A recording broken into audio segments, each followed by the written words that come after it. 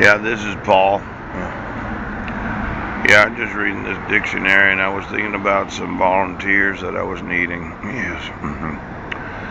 You know, they have what's known as the spectrum, right? The band of colors produced when light is passed through a prism or other means, separating the light into different wavelengths, any range, or comprehensive variety. Now, let's say you've been watching some of this fluorescent television because you had eaten some DNA, and for some reason you have to see colors a certain way, and it's a type of programming really where things are just not quite right. But you, as a woman, you know that you should be seeing a prism of colors instead of a rainbow of colors. Now, when you take the prism, because I was in a wood shop class in junior high. Yes. In fact, when I first got glasses, that was my mother's thought there. I want to thank you for that supercomputer. When I was when I first got glasses, I had a stigmatism. Yeah. And I had to look through a prism and adjust the focus of my eyes so as that I didn't get cross-eyed as I got older. Yeah.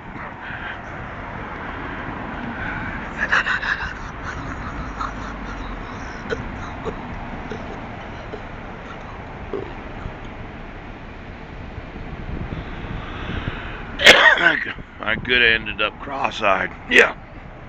In fact, I had noticed some of those, with the Coke bottle glasses, the bug-eyed looking things, that have been eating that DNA for the last 10 years and thought, well, I'm just going to mutate myself into various types of animals. They end up looking cross-eyed with earlobes. Anyways.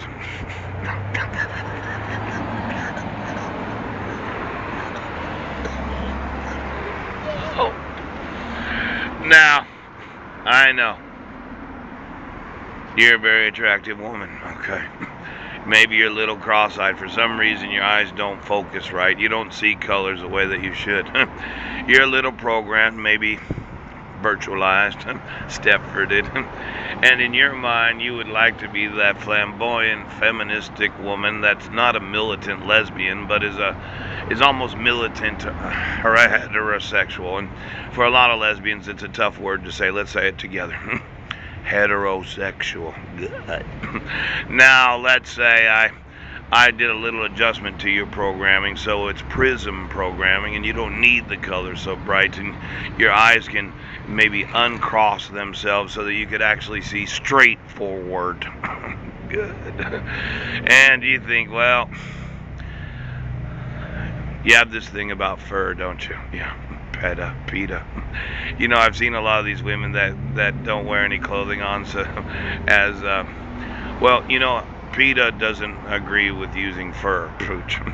They're like, no, okay, I'd rather go naked than wear a fur coat. Militant non-fur wearers.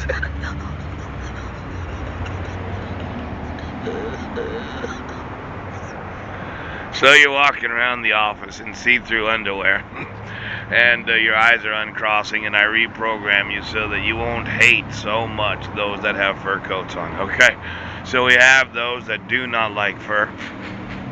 They just wear lingerie. Then we have those that do like fur.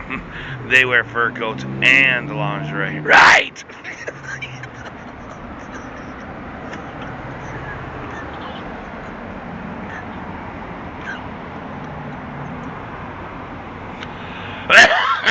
Now, both of them want to be not militant. They want to feel the feminism of the emotions of being a woman. Right. And I'm there and I'm like, well, I'd like you to be my personal assistant. So I'm going to need 4 personal assistants. Yes.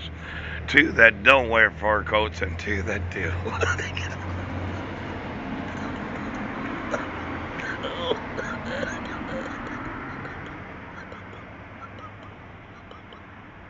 Now, what happens is I'm going to need 4 different types of ethnicities. One woman is very, very dark skinned. I mean, in some cultures in America, you would consider yourself black. Yeah, in the South. And in the North, you're African American. Good for you.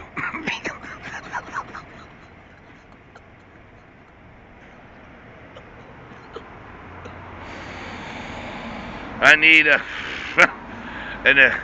Mexicana, Hispanic, Latino. In the South, I'm Hispanic. Okay. In the North, I'm from South America.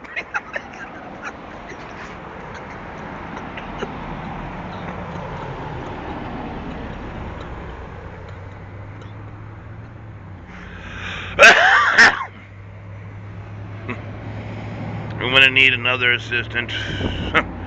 Very blonde haired, very white skinned. Yes, yes, yes. Caucasian.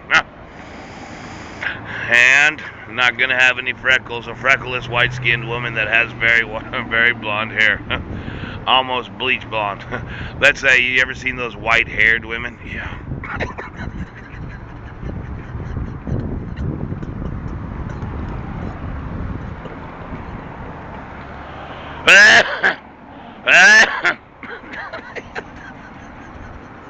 And then I was really having a tough time trying to decide this morning because I think it really should be a red-headed woman with a lot of freckles, not just a little, really like a really freckled-bodied red-haired.